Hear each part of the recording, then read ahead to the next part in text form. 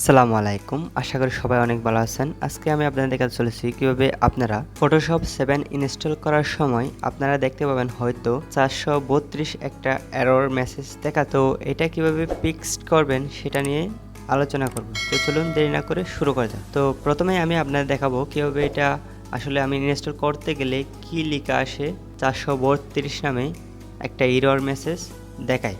C ড্রাইভে চলে যাব। সি ড্রাইভে যাওয়ার পরে আমরা এখান থেকে উইন্ডোজে ঢুকবো। উইন্ডোজে ঢোকার পরে আপনারা একটু নিচে আসলে দেখতে পাবেন ইসইউনিট নামে একটা সফটওয়্যারের মতো একটা আইকন আছে, যেটা আপনাদের রিমুভ করে ফেলতে হবে। তো আমি ওটা রিমুভ করে দিলাম।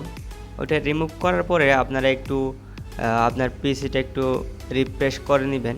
রিফ্রেশ করে নেওয়ার পরে আপনারা আবার ট্রাই করবেন অ্যাডোবি ফটোশপ 7টা ইনস্টল করার জন্য। আশা করি ইনস্টল হয়ে যাবে। যদি 432 এরর মেসেজটা দেখায়, জাস্ট ওইটা রিমুভ করলেই আপনার ফটোশপ 7টা ইনস্টল হয়ে যাবে। ধন্যবাদ সবাইকে ভিডিওটা দেখার জন্য। ভিডিও যদি কিছু না বুঝে থাকেন তাহলে কমেন্ট বক্সে জানাবেন। আমি আমার জানাতে থাকলে সমাধান দেওয়ার চেষ্টা করব। ধন্যবাদ সবাইকে। আসসালামু আলাইকুম।